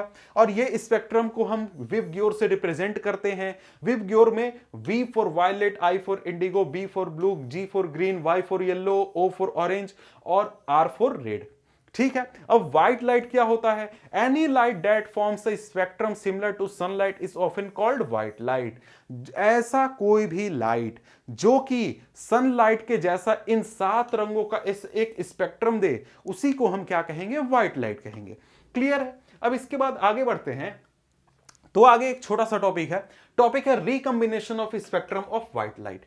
अब यहां पर क्या है, यहां पर सिंपली बात यह है कि देखो हमने क्या किया, एक प्रिज्म लिया, प्रिज्म से व्हाइट लाइट गुजारा तो हमें 7 रंग मिल गए। अब यहां पर क्या है कि इन 7 रंगों के सामने अगर हम एक उल्टा प्रिज्म रख दें तो ये प्रिज्म से अगर ये 7 रंग गुजरेंगे तो क्या होगा, फिर से हमें व्हाइट लाइट प्राप्त हो जाएगा। यही है हमारा recombination of spectrum of white light.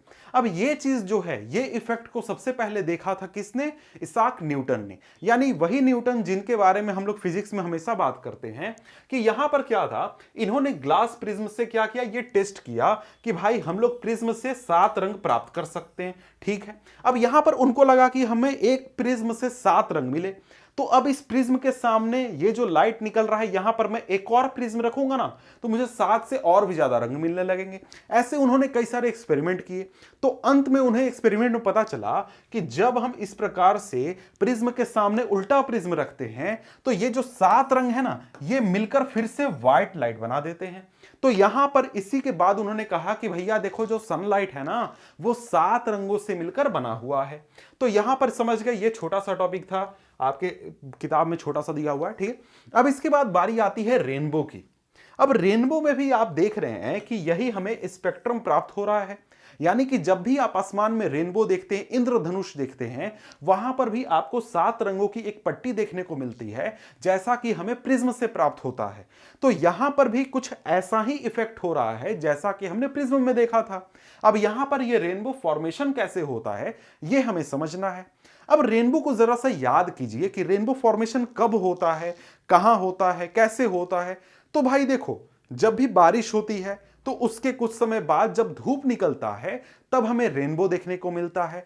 कहां देखने को मिलता है? तो जिस तरफ सूरज है उसके उल्टे डायरेक्शन में देखने को मिलता है।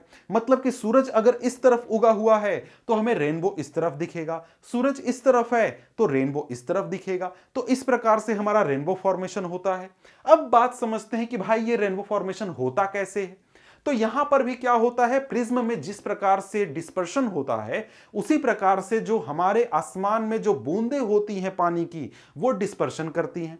तो भाई देखो, जब बारिश होती है तो बारिश होने के बाद आसमान में बहुत सारे वाटर ड्रॉपलेट्स होते हैं, बारिश की बूंदें होती हैं जो कि एटमॉस्फेयर में प्रेजेंट होती हैं।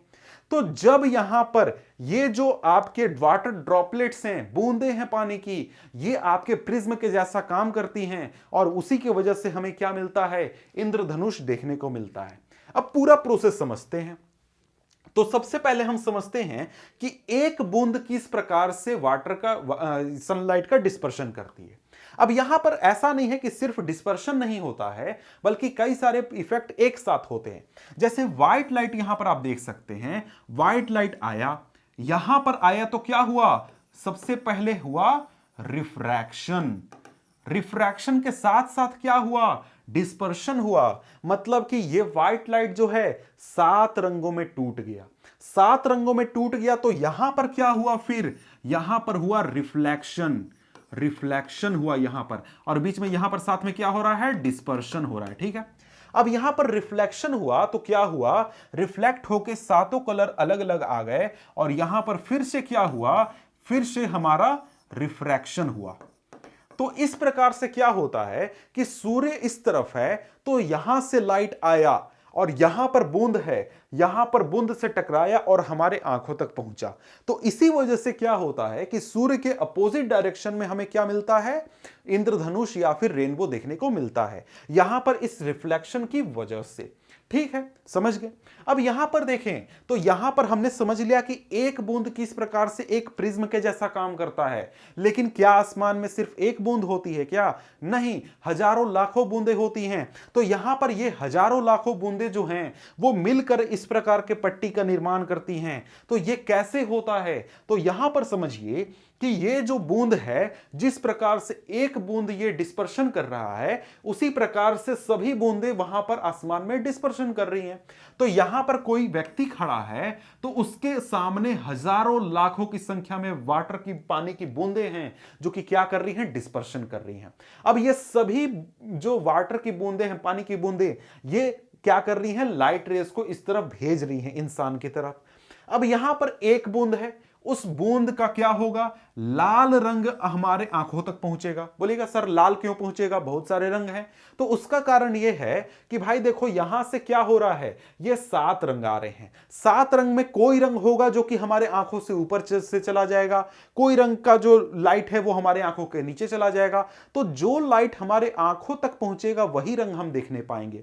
इस बूंद का मान लीजिए कि हमारे आंखों तक लाल रंग पहुंचा, इसके बाद क्या हुआ, नीचे वाले का क्या हुआ, पीला रंग पहुंचा, उसके नीचे वाले का हरा रंग, उसके नीचे वाले का ब्लू रंग, उसके नीचे वाले का वायलेट रंग।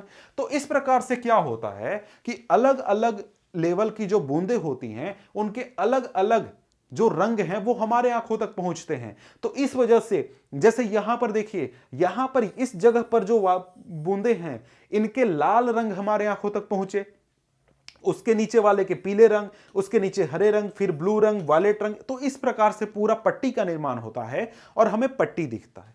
ठीक है, समझ गए। तो यहां पर इस प्रकार से क्या होता है, इस प्रकार से हमारा रेनबो यानी कि इंद्रधनुष बनता है। समझ गए। तो यहां पर आप चाहें तो इसको पढ़ सकते हैं। यहां पर यही टाइनी वाटर ड्रॉपलेट जो होते हैं एटमॉस्फेयर में वही बनाते हैं, डायरेक्ट अपोजिट सन के डायरेक्ट अपोजिट साइड में बनते हैं। यहां पर क्या होता है, रिफ्रैक्शन होता है, डिस्पर्शन होता है, रिफ्लेक्शन होता है, और उसके बाद फिर से रिफ्रैक्शन होता है, और फिर हमारे आंखों तक ये लाइट्स पहुंचते हैं। तो यहां पर ये चीजें आप समझ सकते हैं जो कि मैंने आपको समझा दिया। अब इसके बाद बारी आती है एटमॉस्फेरिक रिफ्रैक्शन की। एटमॉस्फेरिक रिफ्रैक्शन का मतलब क्या हुआ, मतलब कि हमारे एटमॉस्फेयर में जो एयर प्रेजेंट है उसके द्वारा जो रिफ्रैक्शन होता है उसी की बात यहां पर हम लोग करने वाले हैं। यानी जो हमारा एटमॉस्फेयर रिफ्रैक्शन करते रहता है उसकी बात कर रहे हैं। जैसे कि आप अगर सबसे अच्छा उदाहरण, छोटा सा उदाहरण देखना चाहते हैं तो कभी आपने इस प्रकार से आग जलते हुए देखा है? आग जलाया होगा या फिर जलते हुए देखा होगा। तो इस आग के ऊपर आपको क्या दिखता है, इस आग के ऊपर दिखता है कि कुछ हलचल हो रहा है, और इस आग के ऊपर से आप आर पार की चीज अगर देखना चाहें, मान लीजिए कि मैं यहां पर बैठा हूं और मैं यहां पर आग जला रहा हूं, तो यहां पर आग जल के लपटें उठ रही हैं, तो उसके ऊपर क्या होता है, थोड़ा सा गर्मी जैसा निकलता है। तो उस गर्मी के आर पार हम चीजों को साफ साफ नहीं देखने पाते, चीजें जो तस्वीरें होती हैं वो हिलती हैं। तो वहां पर जैसा कि आप यहां पर देख सकते हैं, इस जगह पर धुंधला जैसा तस्वीर बन रहा है। यही क्या है, एक बहुत छोटा सा उदाहरण है आपके एटमॉस्फेरिक रिफ्रैक्शन का। अब वैसे एटमॉस्फेरिक रिफ्रैक्शन जो है वो बहुत बड़ी चीज है, और उसी की वजह से हमारे आसपास की बहुत बड़ी बड़ी घटनाएं होती हैं, जैसे कि आसमान का हमारा नीला होना, सूरज का शाम और सुबह में लाल होना, इसके अलावा तारों का टिमटिमाना, ये सारे हमारे एटमॉस्फेरिक रिफ्रैक्शन की वजह से होती हैं। तो आइए हम लोग क्या करते हैं, आगे बढ़ते हैं और सबसे पहले जो टॉपिक है वो समझते हैं। यह है तारों का टिमटिमाना, कि तारे आखिर टिमटिमाते क्यों हैं। तो यहां पर तारों की बात करें तो तारों का टिमटिमाने का सबसे बड़ा कारण क्या है भाई, एटमॉस्फेरिक रिफ्रैक्शन। एटमॉस्फेरिक रिफ्रैक्शन की वजह से तारे टिमटिमाते हैं। लेकिन इसमें पूरा प्रोसेस क्या होता है, इसमें पूरा प्रोसेस ये होता है कि यहां पर जो स्टार लाइट होते हैं, यानी कि जो तारे होती हैं, तारों से आने वाली रोशनी को हम क्या कहते हैं, स्टार लाइट कहते हैं। अब तारे जो हैं वो हमसे हजारों लाखों किलोमीटर दूर हैं, तो उनसे आने वाली जो रोशनी होती है वो बहुत ही कम होती है, और तारे हमारे लिए एक बूंद के समान होते हैं, उससे ज्यादा कुछ नहीं होते हैं। तो यहां पर क्या होता है कि जब ये तारे की रोशनी हमारे अर्थ के अलग अलग एटमॉस्फेयर के लेवल से पार करती हैं, तो वहां पर क्या होता है, रिफ्रैक्शन होता है। यानी कि जिस प्रकार से यहां पर देख रहे हैं कि ये व्यक्ति खड़ा है, इसके ऊपर एक हमारा एटमॉस्फेयर का लेयर है, फिर उसके ऊपर है, फिर उसके ऊपर है, फिर उसके ऊपर है, तो कई सारे हमारे एटमॉस्फेयर में लेयर्स हैं, ये आपको पता है, ठीक है। अब यहां पर क्या होगा, जब भी ये तारे की रोशनी हमारे आंखों तक पहुंचेगी, तो ये हर लेयर पर क्या होगा, रिफ्रैक्शन होगा, हर लेयर पर रिफ्रैक्शन होगा, हर लेयर पर रिफ्रैक्शन होगा, और फिर हमारे आंखों तक ये रोशनी पहुंचेगी। अब यहां पर क्या होता है, यहां पर एटमॉस्फेयर जो है वो आपका क्या है, आपका रेयर से डेंस में जा रहा है। मतलब कि हमारे जो वैक्यूम है, हमारा जो स्पेस है, वहां पर तो डेंसिटी बहुत कम है, तो वो क्या हो गया, रेयर मीडियम हो गया। उसके बाद पहले लेयर में डेंसिटी थोड़ी से ज्यादा, तो रेयर से डेंस में गया। फिर यहां के मुकाबले में जो रेयर है, इसके मुकाबले में अगला क्या है, डेंस है, इसके मुकाबले में अगला डेंस है, इसके मुकाबले में अगला डेंस है। तो हर बार क्या होता है, जो रे ऑफ लाइट है, जो स्टार लाइट है, वो आपको नॉर्मल की तरफ बेंड करती है। मतलब ऐसे आते आए, ऐसे ऐसे ऐसे ऐसे आता है।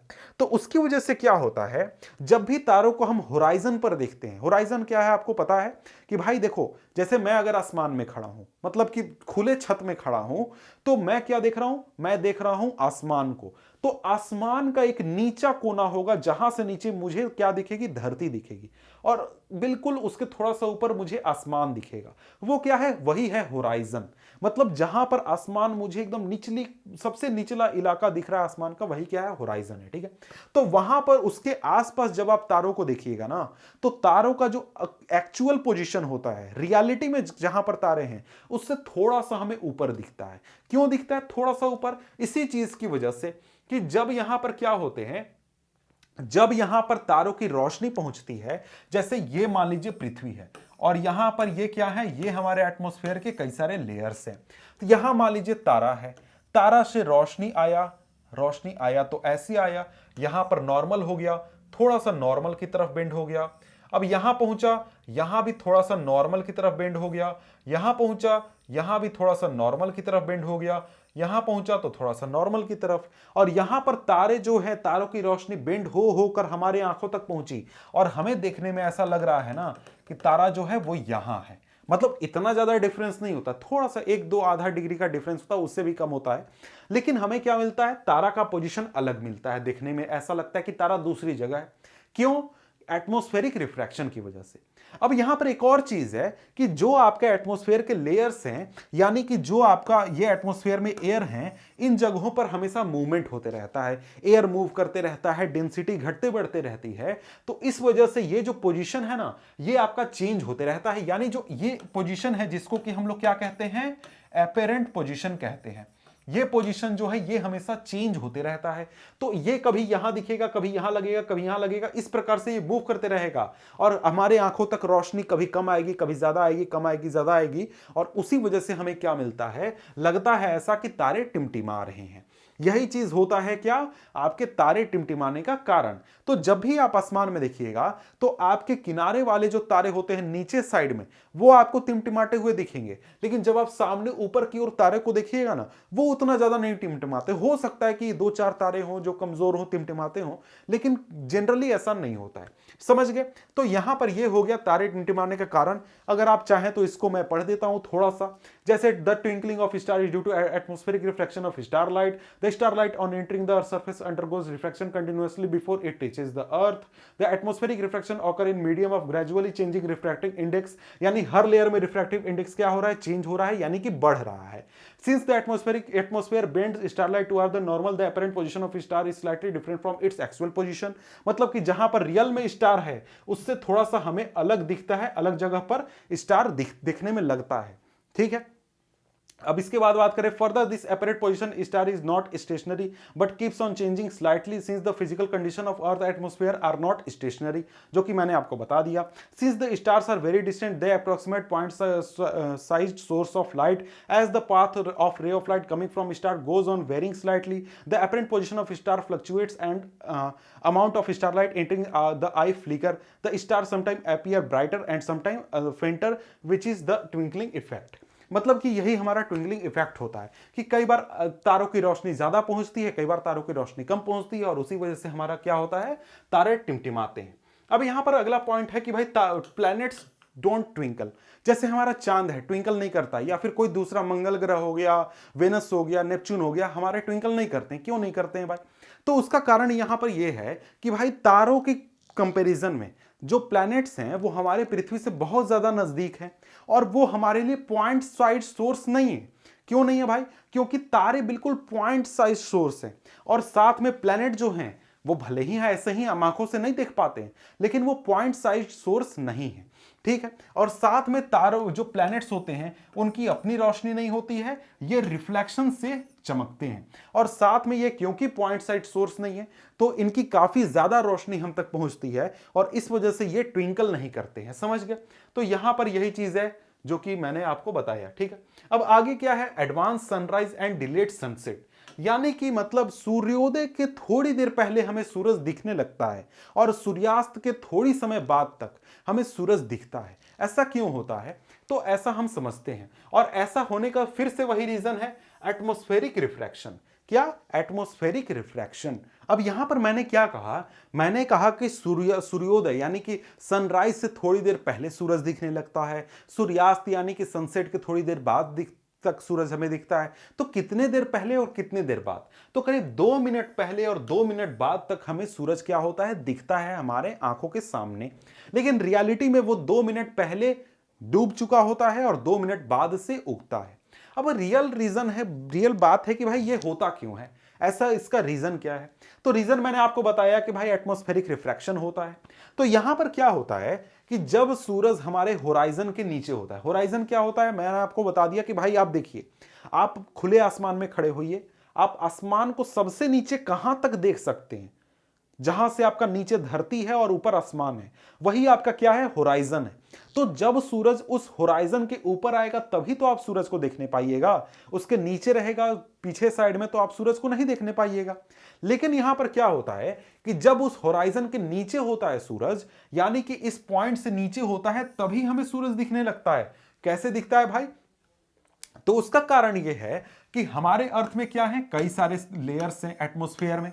अब यहां पर क्या होता है कि जब ये सूर्य की रोशनी इन एटमॉस्फेयर के लेयर से टकराती है तो वो क्या होती है, वो इस प्रकार से बेंड हो जाती है, फिर से बेंड हो जाती है, फिर से बेंड हो जाती है, और फिर से बेंड हो जाती है, और हमारे आंखों तक पहुंच जाती है। और हमें यहां पर देखने में लगता है कि सूरज कहां पर है, सूरज हमारे सामने है ऐसे। तो यहां पर इस वजह से क्या होता है कि सूरज उगने से 2 मिनट पहले ही हमें सूरज दिखने लगता है, और यहां पर इस प्रकार से हमारा क्या होता है, अर्लियर सनराइज होता है। इसी प्रकार से क्या होता है कि जब शाम को हम सूरज को ढलते हुए देखते हैं तो सूरज ढलने के थोड़ी देर बाद तक जब वो होराइजन के नीचे चला जाता है तब तक वो हमें दिखता है। क्यों दिखता है? क्योंकि जब तक यहां पर रिफ्रैक्शन होकर हमारे आंखों तक रोशनी पहुंचती रहेगी एटमॉस्फेरिक रिफ्रैक्शन की वजह से, हमें ऐसा लगते रहेगा कि सूरज हमारे सामने है। तो यहां पर क्या है, एटमॉस्फेरिक रिफ्रैक्शन की वजह से होराइजन के नीचे होने के बावजूद हमें ऐसा लगता है कि सूरज हमारे सामने है और सूर्य हमें दिखता है। तो कई बार आप शाम को देखते होंगे कि सूर्य जब ढल रहा होता है तो सूर्य कई बार पतला हो जाता है, पतला एकदम लगता है कि चपटा हो गया सूरज। वो इसी चीज की वजह से होता है कि रिफ्रैक्शन वहां पर हो रहा है और उस वजह से ऐसा हमें दिखता है। ठीक है, अब यहां पर आगे बढ़ें तो आगे हमारे सामने क्या है, आगे हमारे सामने है scattering of light. Scattering of light का यहां पर क्या मतलब है? यहां पर सिंपली मतलब है कि मान लीजिए कोई लाइट रे आ रहा है और ये लाइट रे आकर किसी पार्टिकल से टकराया तो वो लाइट रे क्या होगा, वो सभी डायरेक्शन में बिखर जाएगा, अपने सीधे पाथ में नहीं जाएगा। तो यहां पर क्या होता है कि when light waves pass through some material medium which has some particles of considerable size, then the light rays get deflected from a straight path and scatter into all direction। तो यहां पर क्या हो रहा है कि मान लीजिए कि कोई पार्टिकल्स हैं, मतलब कोई मीडियम है जहां पर पार्टिकल्स का साइज कुछ है, मतलब छोटा साइज नहीं। जैसे इस कमरे में अगर हम देखें तो इस कमरे में स्कैटरिंग नहीं हो रहा है। क्यों? क्योंकि यहां पर जो पार्टिकल्स है वो काफी छोटे छोटे हैं और वो छोटे छोटे हैं तो स्कैटरिंग नहीं हो रहा है। लेकिन मान लीजिए कि यहां पर मैं धुआं भर दूं कमरे में और धुआं भरने के बाद मैं अगर लाइट जलाऊं तो यहां पर आपको पूरा धुआं धुआं धुआं धुआं दिखेगा। क्यों? क्योंकि जो धुआं के जो पार्टिकल्स हैं स्मोक के, उनकी साइज काफी ज्यादा होती है और वो क्या करते हैं, स्कैटरिंग करते हैं। इसी प्रकार से जब हम मिल्क कहीं पर रखते हैं, मिल्क से हम लोग अगर लाइट गुजारते हैं तो वहां पर हमारे पार्टिकल साफ साफ क्लियरली दिखते हैं। तो वहां पर क्या होता है, स्कैटरिंग ऑफ लाइट होता है। अब यहां पर क्या होता है, लाइट रेज रिफ्लेक्ट होते हैं, एब्जॉर्ब होते हैं पार्टिकल्स के द्वारा, उस वजह से यह चीज होता है जैसा कि आप यहां पर देख सकते हैं इस इमेज में। अब इस स्कैटरिंग की वजह से कई सारे इफेक्ट होते हैं, जैसे कि हमारा क्या होता है, जैसे कि यहां पर हमारा जो आसमान है उसका नीला रंग होना, या फिर शाम को सूरज का इस प्रकार से लाल और पीला रंग का होना, ये हमारे स्कैटरिंग ऑफ लाइट की वजह से होते हैं। अब इसके बाद आगे बढ़ें तो आगे हमारा क्या है, factor affecting the colour of scattered light. यानी कि स्कैटरिंग के बाद क्या होता है, कई बार लाइट हमको अलग अलग रंग के देखने को मिलते हैं। जैसे आसमान हमको नीला दिखता है, सूरज जो है इस प्रकार से लाल दिखता है, या फिर अगर इस प्रकार से देखें, कभी आपको कैनोपी में, फॉरेस्ट में कैनोपी में लाइट देखेंगे तो यहां पर जो ये जो पूरा पाथ दिख रहा है विजिबल है, ये व्हाइट दिख रहा है। क्यों दिख रहा है? क्योंकि अलग अलग जगहों पर अलग अलग साइज के पार्टिकल्स होते हैं। जहां पर छोटे साइज के पार्टिकल होंगे वो क्या करेंगे, वो आपको छोटे वेवलेंथ वाले लाइट को स्कैटर करेंगे, मतलब कि ब्लू लाइट को स्कैटर ज्यादा करेंगे, तो वहां पर हमें ब्लू दिखेगा। यहां पर क्या होगा, यहां पर रेड छोड़कर बाकी सारे स्कैटर हो चुके हैं तो रेड हमको केवल मिलेगा। तो जो पार्टिकल का साइज है उसके ऊपर डिपेंड करता है कि स्कैटर्ड लाइट हमें कैसा रंग का मिलेगा। अब इस चीज को आगे हम जरा सा अच्छी तरीके से समझेंगे। तो आगे यहां पर देखें तो हमारे सामने क्या है, टिंडल इफेक्ट। टिंडल इफेक्ट आपने क्लास 9th में पढ़ा होगा कि जब भी हम लाइट बीम को गुजारते हैं कोलॉइडल पार्टिकल या फिर कोलॉइडल मीडियम से, तो जो लाइट का पाथ होता है वो विजिबल हो जाता है और ये जो लाइट जो है स्कैटर किया जाता है इन पार्टिकल से, ये रिफ्लेक्ट होकर हम तक पहुंचते हैं और यही हमारा क्या होता है, टिंडल इफेक्ट हमको देखने को मिलता है। मतलब यहां पर क्या हुआ, यहां पर एक सॉल्यूशन है, simple solution, clean solution, true solution. यहां पर आपको किसी भी प्रकार का टिंडल इफेक्ट नहीं मिलेगा। वहीं अगर हम कोलॉइड पार्टिकल रख दें, कोलॉइड मीडियम रख दें, जैसे कि मिल्क रख दें, तो हमको लाइट का पाथ विजिबल हो जाएगा, सस्पेंशन में भी विजिबल हो जाएगा। कोलॉइड आपका जो ये टिंडल इफेक्ट है, यहां पर आप फॉरेस्ट में भी इस प्रकार से देख सकते हैं कि जब यहां पर फॉरेस्ट के अंदर लाइट रेस पड़ते हैं तो इसका पाथ विजिबल हो जाता है। तो ऐसे अगर आप कभी खपड़े के घर में गए होंगे तो वहां पर आप अगर गए होंगे, मैं गया हूं तो वहां पर मैंने देखा है कि भाई खपड़े से जब रोशनी की छोटी छोटी किरणें आती हैं ना, तो वो पूरा पाथ विजिबल होता है। क्यों विजिबल होता है? इसी टिंडल इफेक्ट की वजह से विजिबल होता है। ठीक है, तो यहां पर आगे देखें तो एग्जाम्पल वही सारे हैं। क्या है भाई, जैसे स्मोक भरा हुआ कमरा में अगर रोशनी पहुंचे तो वहां पर क्या होगा, टिंडल इफेक्ट, सॉरी, या फिर डेंस फॉरेस्ट से अगर हम सनलाइट पास करें तो वहां पर क्या होगा, टिंडल इफेक्ट मिलेगा। तो इसी प्रकार से कई सारे इफेक्ट हो जाते हैं। अब यहां पर आगे बढ़ें तो आगे यहां पर हमारे सामने कई क्वेश्चन हैं जो कि आपके चैप्टर में बताए गए हैं। सबसे पहला है, why is the colour of clear sky blue? यानी साफ आसमान का रंग हमें ब्लू क्यों मिलता है देखने को? तो इसका रीजन यहां पर यह है कि देखिए हमारे अर्थ पर जो सूरज की रोशनी आती है वो कैसी रोशनी होती है? व्हाइट लाइट होती है। व्हाइट लाइट मतलब क्या? 7 रंग वहां पर हैं, विबग्योर हमारे सामने है। तो जब ये विबग्योर हमारे अर्थ के एटमॉस्फेयर में पहुंचता है तो यहां पर हमने पहले क्या समझा था कि जो जब स्कैटरिंग होगा वहां पर छोटे पार्टिकल्स जब स्कैटरिंग करेंगे तो क्या करेंगे? हमारे छोटे कलर के मतलब छोटे वेवलेंथ वाले जो लाइट होंगे उनका स्कैटरिंग होगा। तो यहां पर जरा सा बताइए कि छोटे वेवलेंथ वाले लाइट रेज कौन कौन से हैं? ब्लू है, वॉयलेट है, मतलब ये भी हैं लेकिन ये छोटे हैं, उतने छोटे नहीं हैं। सबसे छोटे आपके ब्लू और वॉयलेट होते हैं। अब यहां पर अगर हम लोग बात करें तो जब ये लाइट रेज ये सातों रंग हमारे एटमॉस्फेयर में पहुंचते हैं तो भाई ब्लू जो लाइट है, ब्लू कलर है, इसका स्कैटरिंग हो जाता है और पूरे एटमॉस्फेयर में वो लाइट रेज घूमने लगते हैं, मतलब कि आपस में वहीं पर एटमॉस्फेयर में ही स्कैटर करने लगते हैं। लेकिन जो रेड कलर है, आपका ऑरेंज कलर है या फिर येलो कलर है, ग्रीन कलर है, वो हमारे अर्थ तक क्या होता है? पहुंच जाता है। और इसी वजह से क्योंकि आसमान में ब्लू कलर का, वायलेट कलर का स्कैटरिंग काफी ज्यादा होता है, इस वजह से क्या होता है? हमें आसमान इस कलर का, ब्लू कलर का देखने को मिलता है। ठीक है, अब यहां पर क्या हुआ? समझ गया कि भैया इस क्लियर स्काई का कलर ब्लू क्यों होता है? क्योंकि आसमान में यानी कि एटमॉस्फेयर में जो पार्टिकल्स हैं, एयर मॉलिक्यूल्स हैं, ये छोटे साइज के पार्टिकल्स को, सॉरी छोटे साइज के लाइट रेज को, छोटे वेवलेंथ वाले लाइट रेज को, ब्लू को, वॉयलेट को क्या करते हैं? स्कैटर करते हैं। इस वजह से हमारे एटमॉस्फेयर में ये ब्लू और वॉयलेट कलर घूमने लगता है और वहीं जो बाकी के कलर्स हैं वो हमारे अर्थ तक पहुंच जाते हैं और इस वजह से हमारा जो एटमॉस्फेयर है, हमारा जो आसमान है, क्लियर स्काई है, हमें ब्लू देखने को मिलता है। अब इसके बाद अगर हम लोग आगे बढ़े तो आगे हमारे सामने क्या है कि डीप सी वाटर हमें ब्लू क्यों मिलता है भाई? तो डीप सी वाटर ब्लू हमें इसलिए मिलता है क्योंकि यहां पर उस वही चीज हुआ जो कि हमारे क्लियर स्काई में हुआ कि सातों रंग हमारे डीप सी तक पहुंचे। यहां पर डीप सी में क्या हुआ? डीप सी में हमारा क्या हुआ? वही चीज हुआ जो कि हमारे एटमॉस्फेयर में हुआ। यहां पर when the sunlight falls on the sea, the water of the sea absorb the colour like red, yellow, orange etcetera. यानी जो बाकी के कलर्स हैं, रेड वगैरह, उनको वाटर जो है एब्जॉर्ब कर लेता है, लेकिन यहां पर जो ब्लू कलर है उसको क्या कर देता है? रिफ्लेक्ट कर देता है, यानी कि क्या कर देता है? वापस भेज देता है। और यहां पर इसकी वजह से क्या हो जाता है? वही स्कैटर कर देता है, मैं वर्ड भूल गया था, और इस वजह से वाटर जो है हमें ब्लू देखने को मिलता है। अब इसके बाद आगे बढ़े तो आगे हमारे सामने क्वेश्चन है colour of sun at sunrise and sunset. Sunrise और सनसेट के समय हमारे सूरज का कलर इस प्रकार का कैसा क्यों हो जाता है? लाल या फिर येलो क्यों हो जाता है? उसका कारण यह है कि जब सूरज हमारे बिल्कुल सर के ऊपर होता है तो वहां पर उसको एक पतले से एटमॉस्फेयर के लेयर से गुजरना पड़ता है। अब वो पतले से बोलेगा सर इतना लंबा चौड़ा एटमॉस्फेयर आप बोल रहे हैं पतले सा है। यार पतला सा है क्यों? क्योंकि यहां पर देखो, यहां पर बिल्कुल हमारे सर के ऊपर है और बिल्कुल नीचे यहां पर आया तो उसको एक पतला सा एटमॉस्फेयर सामना करना पड़ा। लेकिन जब सुबह और शाम होता है उस समय तिरछे डायरेक्शन से ये रोशनी आती है तो उससे क्या होता है? आप जरा सा इसको मैं अच्छी तरीके से समझाता हूं क्योंकि मुझे नहीं लगता है कि आप समझ पा रहे होंगे। एक सेकेंड, ये हमारा क्या है? ये पृथ्वी है और ये क्या है? ये हमारा है एटमॉस्फेयर। अब मान लीजिए यहां पर सूरज है, यहां पर सूरज से रोशनी आया तो उसको कितना सा डायरेक्शन को, कितना दूरी को तय करना पड़ा एटमॉस्फेयर में? इतना सा।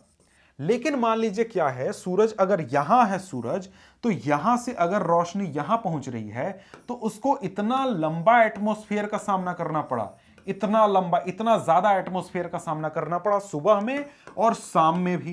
तो इससे क्या हुआ? इससे यह हुआ कि जो ये हमारा एटमॉस्फेयर है, एटमॉस्फेयर में जो ये ब्लू कलर थे या फिर वायलेट कलर था, ग्रीन था या फिर हमारा जो और कौन था? ऑरेंज कलर था, वो सारे क्या हो गए? स्कैटर हो गए, वो एक तरीके से चले गए।